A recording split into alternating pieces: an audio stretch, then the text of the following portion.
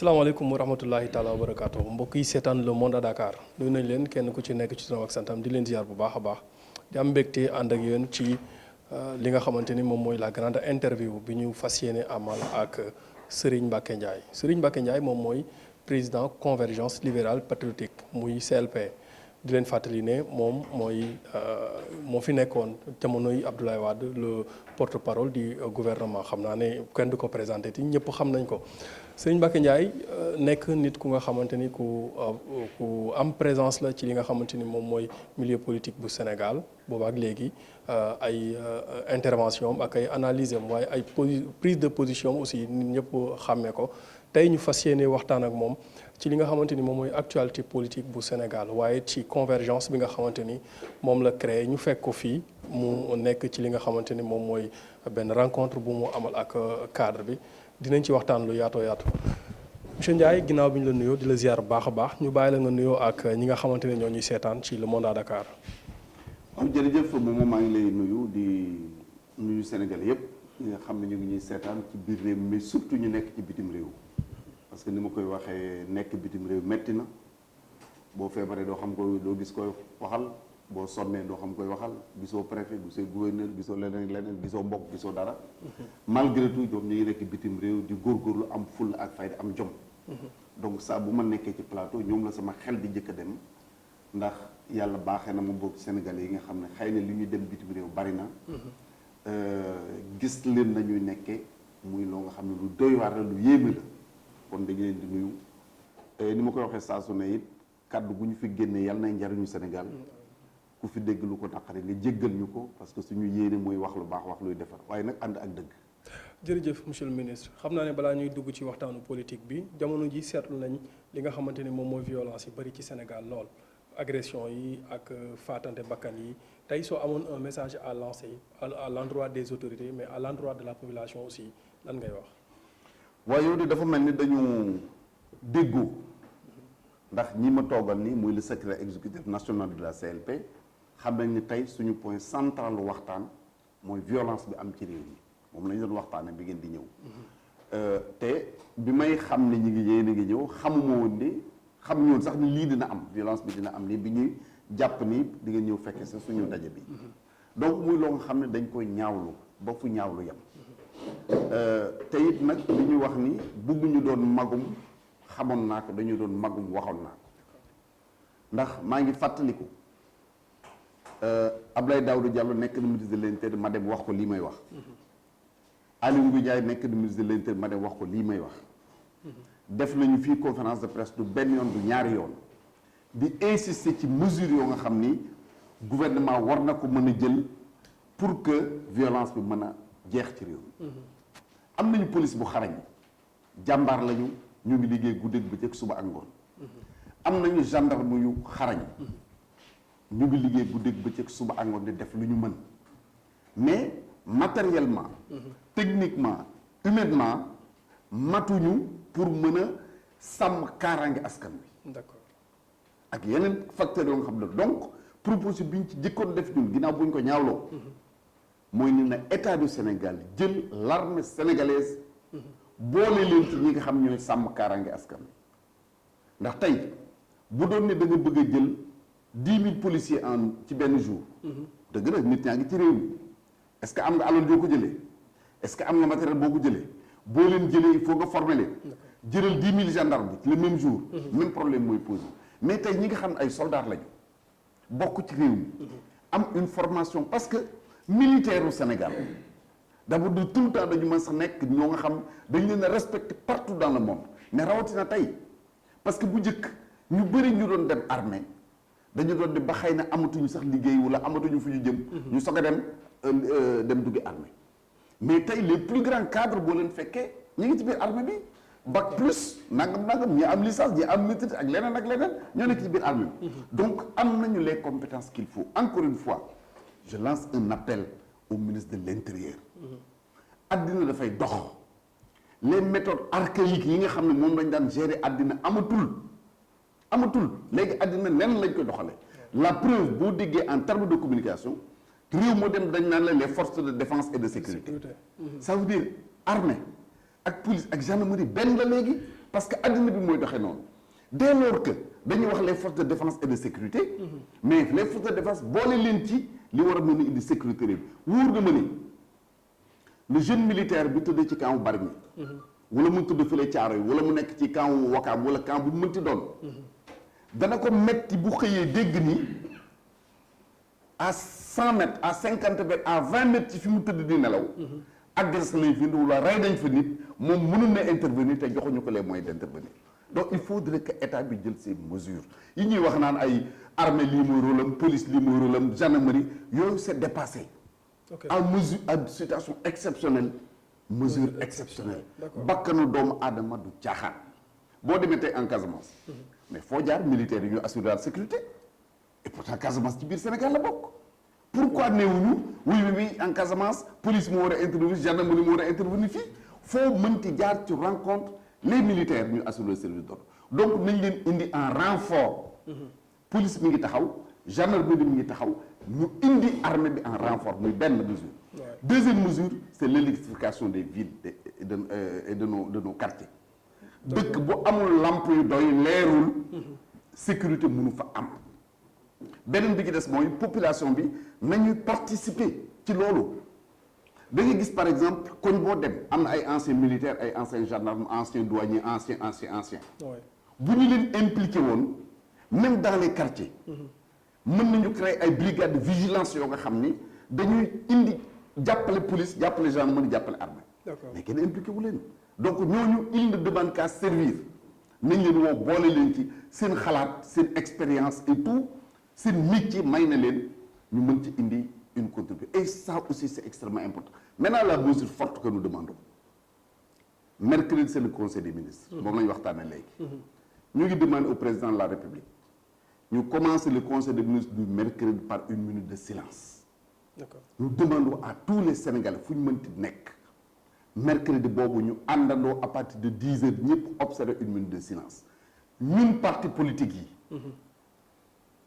dëgg la politique am na solo mais mënuñu nekk jo rey Sénégalais yi comme des mouches na mu koy albal ci ngir jéggal ma ko ci ni ma ko waxee violence bi installé partout te doo dugg kenn ku toog ci wax ci parrainage liste bi baax na baaxul rejeté wuñ ko au moment où ñu ngi rey suñu ay doom di rey suñu ay rakk di rey suñu ay soxna di rey suñu ay jabar je pense que c'est inacceptable il faut que parti politique arrêter xam ni l'intérêt de la population moo ëpp importance ay élections loolu aussi vraiment c'est un appel boobu dañ koy lancer à tous les partis. d'accord jërëjëf monsieur le ministre dañuy waxtaan ci wàllu politique gis nga actualité politique bi nu muy doxee Yewwi Askan Wi ak Benno Bokk Yaakaar man sax wax naa ne xanaa dafa mel ni élection yi ñaari coalition yooyu rek ñoo nar a dem élection mu mel ni ñoom ñu ngi tamante kenn ku ci nekk ne doo dem élection waruloo dem élection da ngaa forclos fii da ngaa forclos fële tey yow boo doon def analyse wu li nga xamante ni moom mooy situation politique du pays ban jàngat nga ciy def.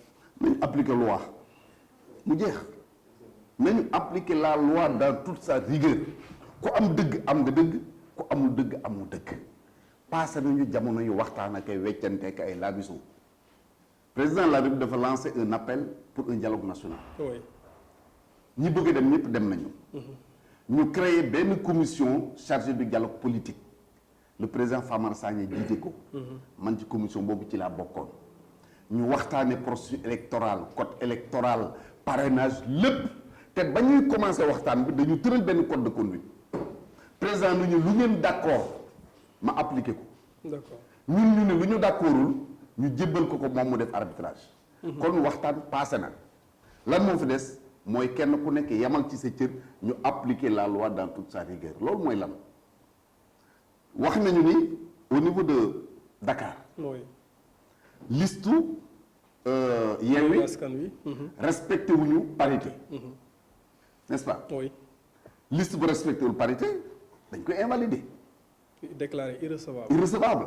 donc loolu amul problème c'est réglé. d'accord ci sama li ma ci xama ko su bon. waay.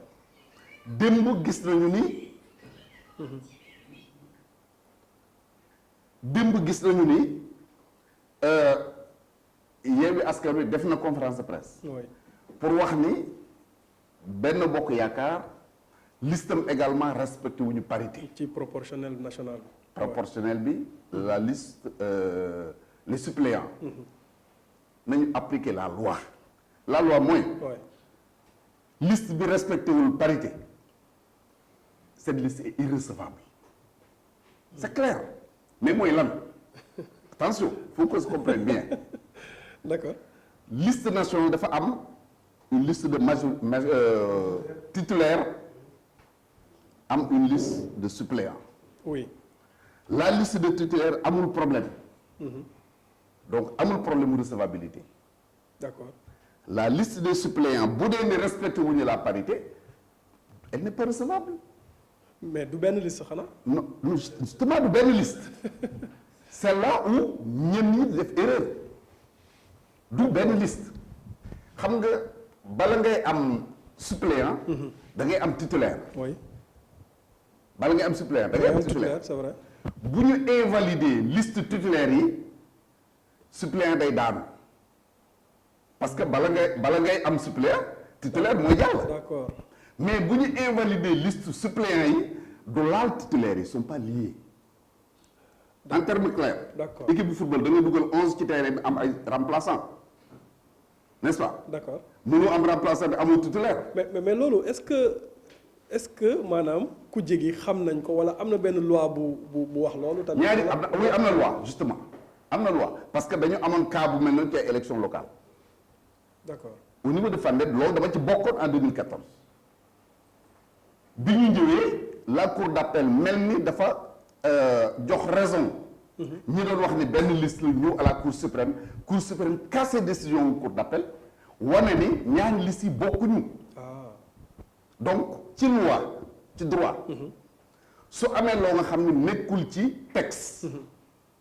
tribunal dogal ko mooy li ñuy tuddee jurisprudence. bu beneen cas amee bu mel noonu dogal booba amoon parce que day nekk loi moom la ñu jël appliqué ko ma jox la exemple. Oui. En 1993 dañu dem élection présidentielle. en 93 mu am à l'époque opposition bi contesté ay départements yoo nga xam ne wax nañu ni. résultats yi ñu fa joxe du résultats yu correct. D'accord. Christian Valentin. À l'époque. dem France génn fa benn jugement qui avait été rendu par les tribunaux français ci élection. Jugement boobu wax ni. Par exemple Sénégal on a 45 départements. 46 maintenant. bu fekkee ni yow da nga contester je donne un exemple résultat wu 5 départements. Oui. Sur les 46. mënoon doon un département mënoon doon 3 mënoon doon c'est juste un exemple que je donne. Oui. bu dee da nga contester résultat ci département te résultat boobu suñ ko annulé. du tere ki gagné mooy gagné du tere dañu considérer moo gagné. D'accord. Je sais pas si tu as bien compris. Si j'ai bien compris. loolu jurisprudence la. Jurisprudence la d'accord. noonu la ñu ko acté fii au Sénégal en 1980 mais attention il y avait le département de Louga ay je ne sais pas quel département encore même bu ñu ko dindee ci voie partielle am à l'époque. du tere partielle si mooy jiitu. D'accord. Donc on considère que la victoire elle est acquise. D'accord. Si je comprends Maintenant, bien. pour revenir sur ces questions ñaari yëf moo mën a am ou l'opposition xamuñu. C'est possible. Ou bien xam nañu mais comme dafa dañu bëgg a jox ci maayu Sénégalais yi créer benn confusion boo nga xam ni. parce que li tax ma wax la ni mën na am ne xamuñu jour bi ñuy wax bi Déthié Fall demee. DGE. pour changer ay nit yoo xam nee na ñooñu dañu désister. biñ ko waxee ni mënul nekk. daf ni seen conseiller juridique moo leen ko wax. DG ni ko woo sa conseiller juridique ñu woo ko def ko téléphone mais libre mu expliqué ba pare waa DG ni ko wax ji jarul guddal ñun ci ay texte la ñuy basé wu wax ñu ban texte moo wax ni nit ki bu ñu la investir ba pare mën nga retenir ram ban texte moo ko wax mu ni xamu ko donc moo tax ma ni xamuñu. loolu waxuñ ko Sénégalais. mais duñ ko Sénégalais moo tax ma ni xamuñu. xëy na dañu bëgg jaxase xelu Sénégalais l'un dans l'autre. mooy li ma wax rek il faut que la loi ñu appliquer ko dans toute sa rigueur. D'accord mais problème ñàkk a respecté parité ci kii wu Benno Bokk Yaakaar du seul problème parce que ñoom évoqué woon nañ beneen affaire semaine passée muy liste bi nga xamante ni moom lañ déposé muy parrainage bi foofu sax la coow yi commencé parrainage bi dafa ëpp benn te jamono jooju lañ waroon a rejeter automatiquement li nga xamante ni moom mooy la demande ba ñu évoqué ay jurisprudence Malick Gakou et tout loolu dégguñu ci. d'abord jurisprudence Malick Gakou du woon loolu Malick Gakou indi na ay parrainage am. ñu contrôler ñu jàpp ni am na ci ay rejet. de sorte que li ñu doon laaj amu ko. ñu ni ko na ko remplacer. ñu ni ko na ko remplacer. mu indi remplacer ko. mais xam nga aussi il faut nit ñi comprendre une chose. soo ñëwee nga indi par exemple je donne un exemple 50 000.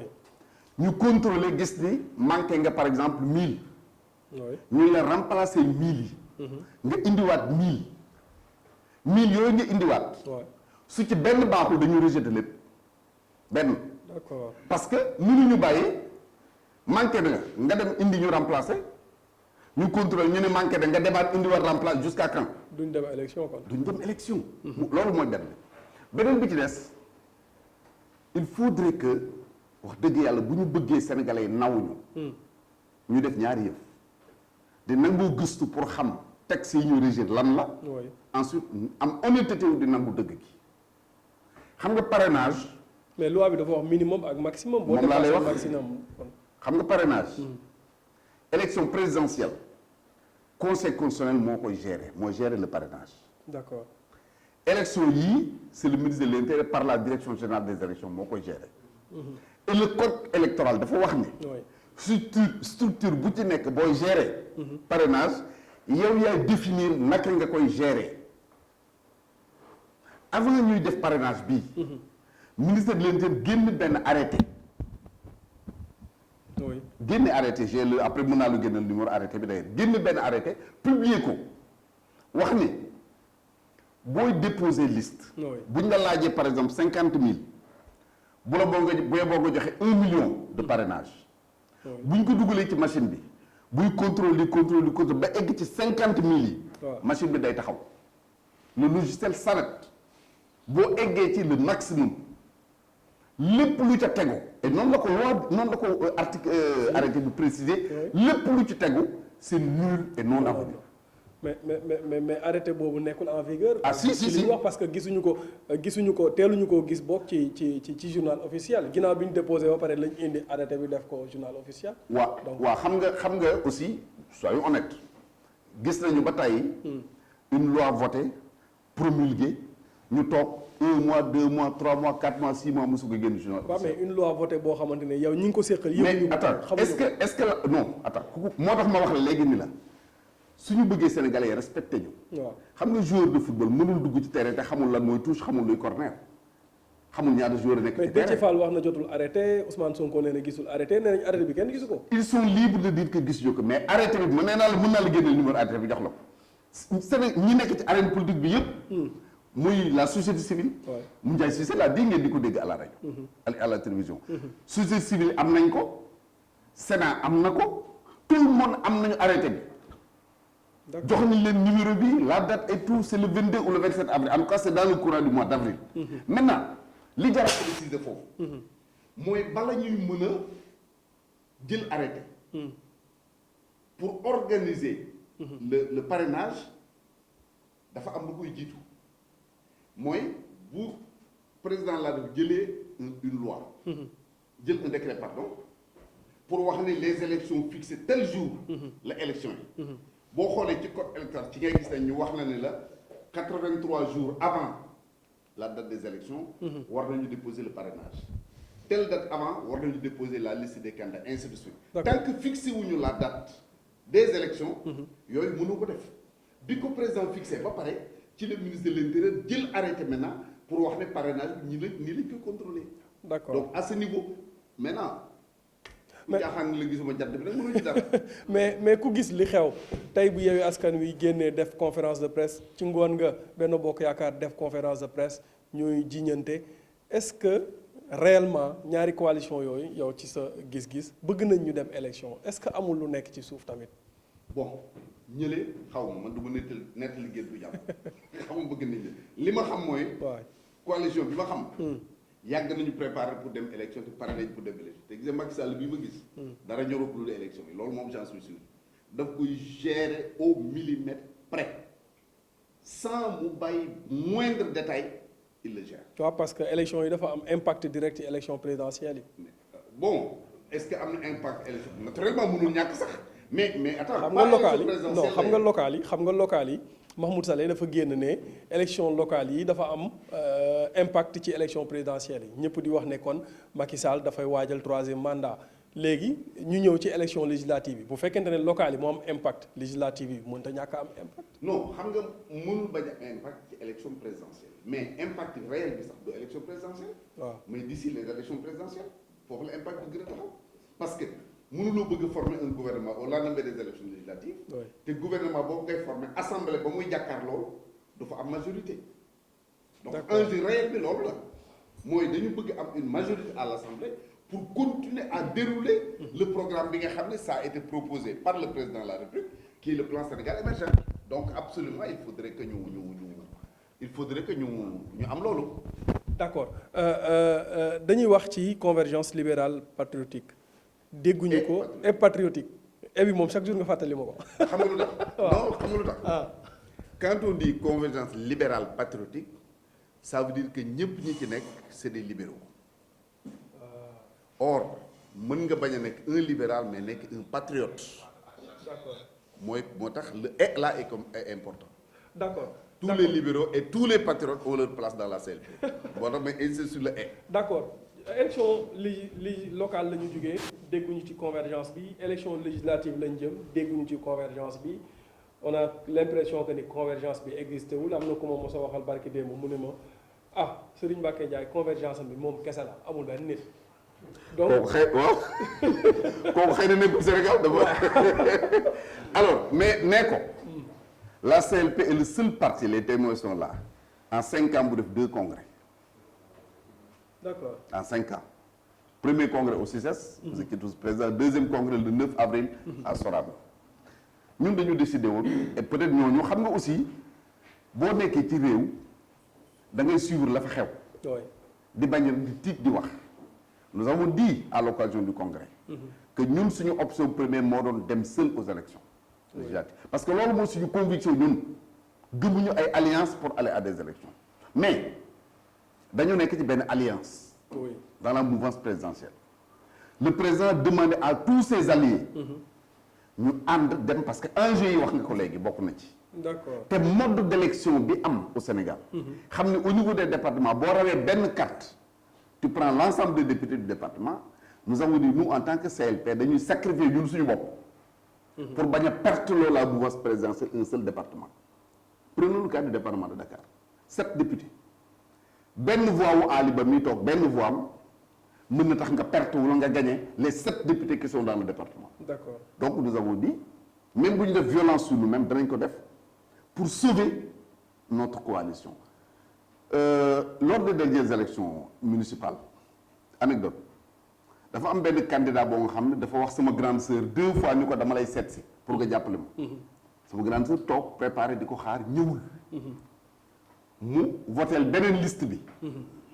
mu votel beneen liste bi ko seet si. waaw bi élection yi jàllee ki ko seet si noonu il a gagné la mairie de 3 voix ma sœur avait 7 voix këram mu ni ma nguur si te daf maa xeeboon waaye bu ñëwoon ma jox ko 7 voix yi kenn du ko gagné. c'est ça l'expérience en politique. D'accord. donc tey ñun même bu ñu nekkoon une infime minorité te xam nañ ni doonuñu une infime minorité. ñi toog ci salle bi kenn ku ma ca waxoon tey ni ko remplir ma Sorano léegi mu def ko. yow est-ce que du Dakar ak Thiès rek nga am base yow. bon loolu la tax Famara. gars yi quand tu viens de Ziguinchor il faut répondre nee na Baro Dakar ak Thiès lañu am. ou bien je donne la parole à mes amis de Matam ou de Dara de Linguère de Bakel de Tamba. D'accord. Nous ne sommes pas un parti cabine téléphonique. ok nous ne sommes pas un parti boo nga xam ni rajo yi ak télévision yi ci la ñu am nous ne sommes pas ce genre de parti là. et vous en rendrez compte parce que nous sommes candidats à l'élection présidentielle 2024. jërëjëf mbégte la ñu am ànd ak yow ci le monde à Dakar. fas yéene il est de Oussouye il vient de Oussouye. d'accord lui il vient de Diofior. kon et qui encore lui il est du Sine. ensuite kii voilà. kon wër nga Sénégal ma bàyyi la nga lui il est responsable de Tivaouane et de la région de Thiès. d'accord ma bàyyi la nga tàggatoo rek ñu. waaw mooy comme li nga waxee rek ci njëlbéen mooy gërëm leen sant leen. xam ni communication dafa métti. yéen a ngi ci métier bu difficile. très difficile parce que mën nga toog 10 ans di wax ñu lay tàccu benn jour boo tërëfee wax lu dul noonu rek mu mel ni mosoo def lu baax te média moo mel noonu. donc rappeler ni ñun ñi leen ci jiitu dañ leen war di fàttali seeni responsabilité guerre bi mu amee xeex bi amoon entre les Tutsis et les Hutus ci rajo la jóge baatu rey benn kaddu ci rajo population bi ñuy génn dem rayi ñële ñi rayante ñi ba mu jur génocide boo nga xam ni kenn xamul fu mu toll. D'accord. Donc nous vous rappelons toujours vos responsabilités. Rappelez également que nous en tant qu'hommes politiques nous avons une responsabilité suprême dans ce pays. di leen gërëm di leen encourager encore une fois ku déglu loon naqari jéggal ñu ko suñu yéene mooy wax lu mën a defar dëgg. Un mot pour le monde à Dakar. Ah mais je pense que vous êtes en train de faire du bon chemin. xëy na ci caat yi ngeen bokk mais pour le moment mën nañ leen considérer comme vraiment ay bébés mais aux dents longues. ñu ngi leen di encourager ñu ngi leen di soutenir te man xam naa yow personnellement sa perspicacité sa cawarte ci liggéey sa xarañ également parce que xarañ moom mën a tax ñu am yenn interview yi. jërëjëf di ko jaajëfal bu baax a baax mbokk yi seetaan di leen jaajëfal yéen ñu doon seetaan Le Monde à Dakar di leen dig daje ci beneen jotaay incha allah.